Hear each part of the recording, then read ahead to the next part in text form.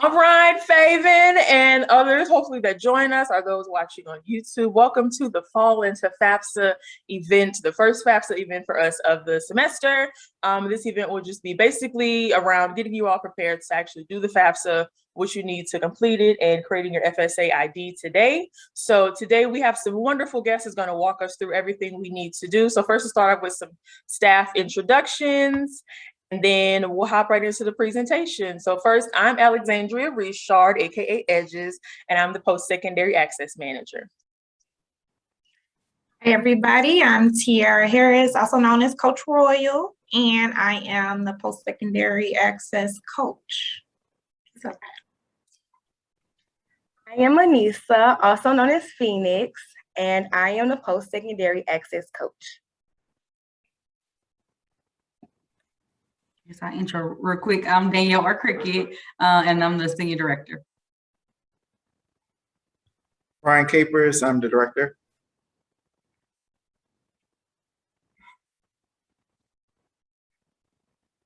Teresa, did you want to introduce yourself? I can do that, yeah. My name is Teresa Steinkamp. I'm the Advising Director at the Scholarship Foundation of St. Louis. Okay, wonderful. And so, Teresa, we can go ahead and get you started first. So let me share your screen. Cool, thank you. Okay. All right. No, sorry. So my name is Teresa Steinkamp. I'm the Advising Director at the Scholarship Foundation of St. Louis. I am just going to walk you briefly through the important connection between the FAFSA, or the Free Application for Federal Student Aid, and financial aid. So Alexandria, if you can advance it, please. So the FAFSA is the primary aid application. So this is the application you will want to complete if you wish to be considered for any federal aid, some state aid here in Missouri, and many colleges also use the information from the FAFSA to determine aid eligibility for institutional grants and scholarships. So it is a critical part of the financial aid process. If for any reason you are a student who believes you might not be eligible to file the FAFSA, or have questions or concerns about your eligibility, please contact the Scholarship Foundation or work with your coaches at Wyman to see what your alternative options may be. Really all citizens, and there are a group of eligible non-citizens who would be able to file the FAFSA, and students who maybe do not fall into those groups, there are alternatives and we'd be happy to work with you. So the FAFSA opens each year on October 1st, which somehow is tomorrow. I can't believe how fast September went. So if you are a senior and you are planning or thinking about college for the 2022-23 school year, you do need to file the FAFSA, and filing as soon after October 1st is highly recommended. It opens every year on October 1st, and it is unfortunately not a one-time form. So every year on October 1st, you want to be thinking FAFSA and be working to get the form submitted. You'll see that I have two web links here. I've been doing this work for long enough that it is just ingrained in me to share FAFSA.gov.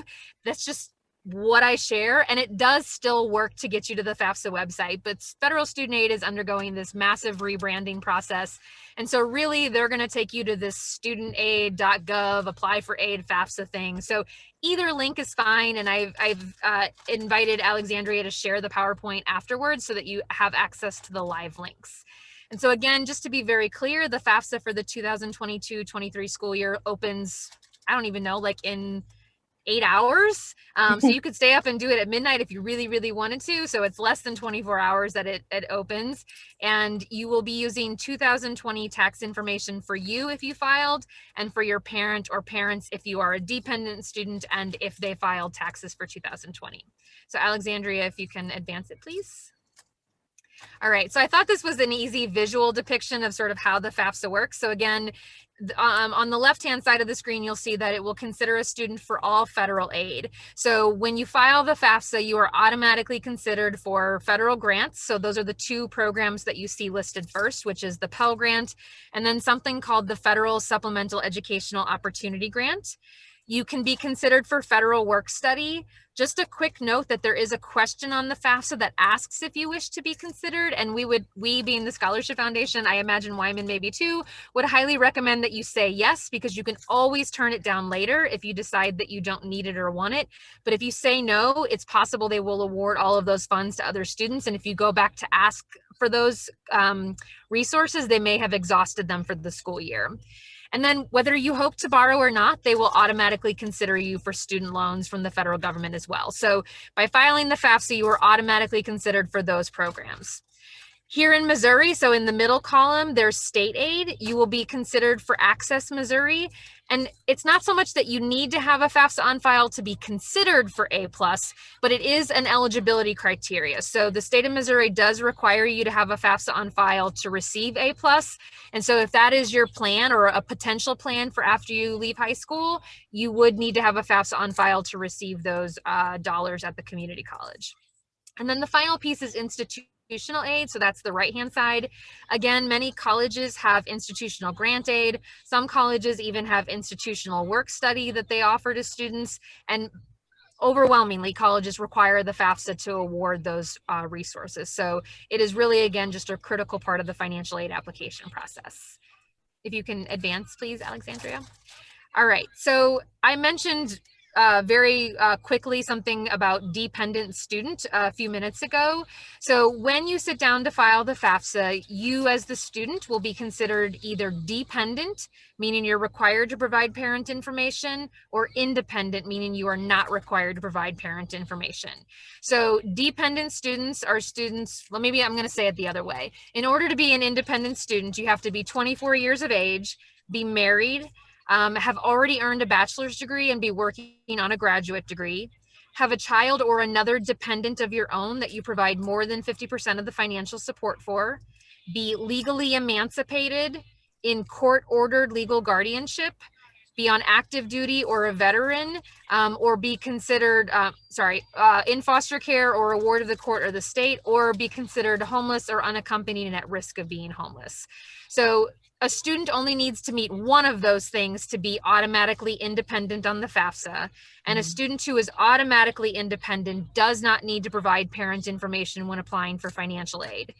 A student who cannot answer yes to any of those questions is considered to be dependent, which means they are required to provide parent information on the FAFSA.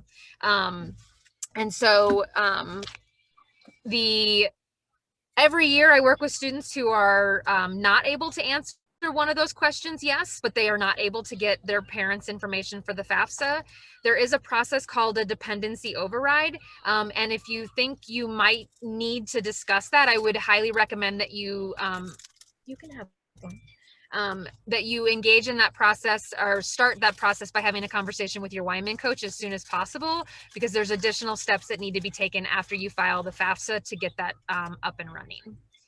And then if you can advance it again, Alexandria. All right, so it is helpful to have documents with you when you sit down to do this form. So there's a number of things that we would recommend you have with you. So there's your taxes, again, if you filed for 2020, or your parent or parents filed for 2020, you might want to have W-2s, oops. And then you may need federal student aid ID. Well, not you may, sorry. You will need a federal student aid ID. It's a username and password. And I think someone else is gonna walk you through creating those in a little bit. So I'm not gonna spend a whole lot of time talking about those. You may need your driver's license. You may also need information about assets if you or your parent or parents have investments. And then you'll need your birth date, your parent or parent's birth date, and same for social security numbers. So not everybody needs all of this information when they file the FAFSA, but this is a pretty good list of the things that you are likely going to need or may need to reference when you sit down to do the form. All right, if you want to advance it. Okay, so just real quick, some key dates. So again, the FAFSA opens tomorrow, so that's your go time. The priority deadline to be considered for state aid is February 1st. So if you want to guarantee consideration for Access Missouri, if you are potentially eligible, you want to have your FAFSA on file no later than February 1st. Now, if you file between February 1st and April 1st, you may be eligible for Access Missouri, but only if there's enough funding appropriated by the state legislature. And there's just no way to know that until after April 1st. So you're going to hear Wyman and others really encourage hard that you do it now and not even wait until anywhere close to February 1st. But I think it's helpful to have that sort of like other end of the bookend. You know, February 1st is really the latest we would want you to get it filed, but as soon after October 1st is always in your best interest. And then I think there's just one more slide maybe. Oh, so these are some resources. So there's some basic information about financial aid. So if you want to know more weedy details about the Pell Grant and the difference between a subsidized and unsubsidized loan, that's a great resource. You can always call me and I'll talk your ear off about all of those details. There's information about the FAFSA and FAFSA verification. And then we do have a link in here for information about some recommendations when you sit down to create your federal student aid ID, and then also a link to those FAFSA requirements. So if you wanted to get another look at the information that is beneficial to have on hand. And then I think there might be one more slide, which is really just my contact information. So if you have any questions, if there's anything I can do to support you in your work, Wyman staff or you Wyman students, feel free to call or email me. And I think I'll be back in 2 weeks to tell you a little bit more about a really cool scholarship that you will want to stay tuned for more details about. So make sure you're here on October 14th. Yes, thank you, Teresa. You're welcome. Did anyone have any questions so far with anything Teresa mentioned or spoke about? Okay, well, in that case, we will keep things going. Teresa, just let me know if you have to hop off for anyone. I know it's Friday. I mean, it's not Friday yet, but it's 4 o'clock. So just let me know. We will keep it going to talk more about the requirements you'll need to get through FAFSA. So we will get into that right now.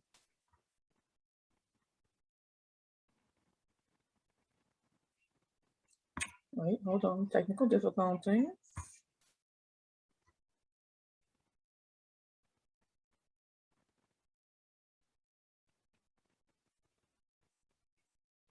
There we go.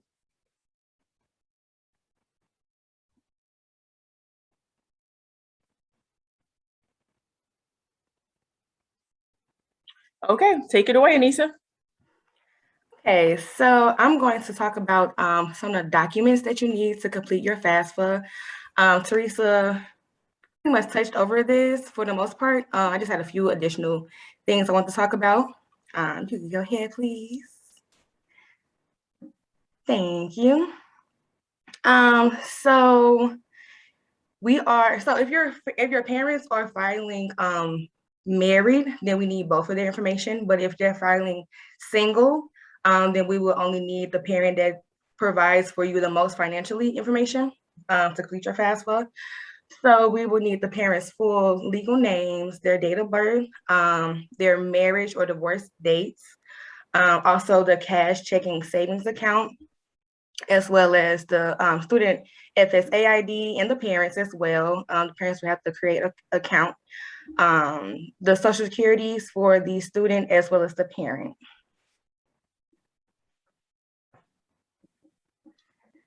And then we also need the 2020 taxes. If the parent has not filed the taxes yet, there will be an option on the FAFSA for will complete taxes. You can proceed, please. Thank you. And we will also need your 2020, well, not we, the government. We need your 2020 W-2s as well as the 2020 1099s. Well, or I'm sorry, either or.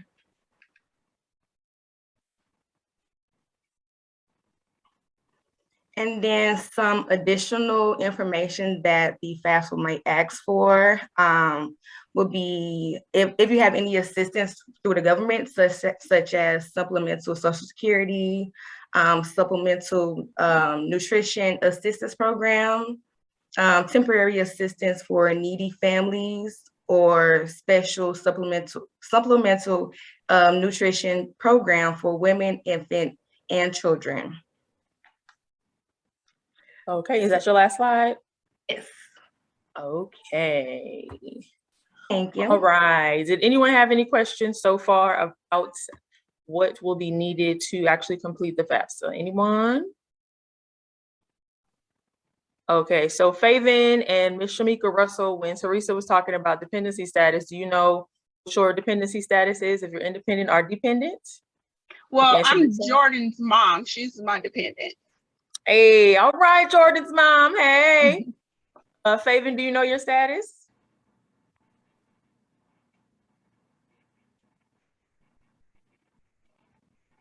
I'm going to assume yes from the silence. Okay. All right. We're going to wrap it up with Ms. Tiara, and she's going to talk us through how to create an FSA ID, a very important part of all of this. Take it away. All right. All right. So I was going to ask, what is an FSA ID, but it's here for you. So I'm just go ahead and read what's on the screen. So FSA stands for Federal Student Aid. And as Teresa mentioned before, it's a username and password. Oh, you're fine, Faven. It's a username and password created for the individual student and or parent. So if you're dependent, then you'll need your parent to make a FSA ID as well. But if you're independent, you don't gotta worry about that. Just create your own, and I'll show you how to do that in a minute. But this FSA ID is used for the free application for federal student aid, which is FAFSA, which is what we're talking about. All right, I'm ready for the next slide. Okay, so in this video, it's really a step-by-step on how to create your FSA ID. We'll be sending this to you, so we wouldn't have to go through, we'll let it play, and I'll tell you if we don't need to go through the whole thing with time. We got time. All right, go ahead. Could you start at 25 seconds? 25. Perhaps you're a student. There we go. Your FSA ID gives you access to federal student aid's features, tools, and can serve as your legal signature. Your FSA ID is your account username and password. To prepare to create your FSA ID, have your social security number, mobile phone, and your personal email address handy. To start, navigate to studentaid.gov and select Create Account. Once you're on the Create Account page, select the Get Started button. If you are completing a FAFSA form and are considered a dependent student, keep in mind that you will need to create your own separate FSA ID using your own personal information. A mobile phone number, email address, and social security number can be associated with only one FSA ID. For helpful tips throughout the FSA ID creation process, select the question mark icons that display next to each field. Next, you'll create your username, enter an email address, and create your password. We recommend using a non-school-based email address since you will need to access your federal student aid account after you graduate. Make sure you don't include private information, such as your name or date of birth, as part of your password. Quick tip: remember, an email address can be associated with only one username and password.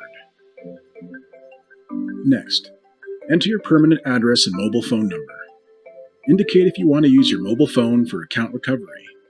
We highly recommend this option, as it will help you access your account if you forget your username or password in the future. After selecting Continue, you'll be prompted to choose your communications preferences. On the Communications Preferences screen, select if you'd like to receive required communications from the Department of Education via email or by postal mail. We recommend email. Besides the required communications, we'll occasionally send you informational communications about grants, student loan forgiveness, or income-based repayment plans you may qualify for. You can opt to receive these by email, text message, or both, or choose not to receive informational communications. You'll also have the option to select English or Spanish as your preferred language for the communications we send you. Next, you'll select 4 challenge questions and answers. Memorize or keep these answers in a safe place in case you need them to help access your account in the future. Choose a question using the drop-down and add your answer in the text box. Select Show Answer to see your answer as you type it. Your answers are not case-sensitive. You're almost there. On this step, you can review your information and confirm everything looks correct. If you need to make a correction, select the Edit button within that tile of information. After ensuring your information is correct, review and agree to the terms and conditions at the bottom of the screen. This is the last step before your account is completed. Select the Verify My Mobile Phone Number button and/or the Verify My Email Address button to verify your contact information.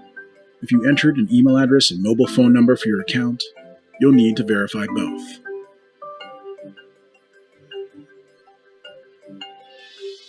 After selecting the Verify My Mobile Phone Number button, you will see a pop-up. Enter the 6-digit secure code that was sent to the mobile number associated with your account. If you did not receive a code, select the Resend Secure Code link. After entering the 6-digit code and selecting Continue, you will see a verified checkmark under the Verify My Mobile Phone Number button. The same steps apply when verifying your email address. Select the Verify My Email Address button and enter the 6-digit code you received in your email in the pop-up box. Note: the secure code will expire after 30 minutes. Once your contact information is verified, select Finish. Congratulations, you've successfully created your FSA ID. If you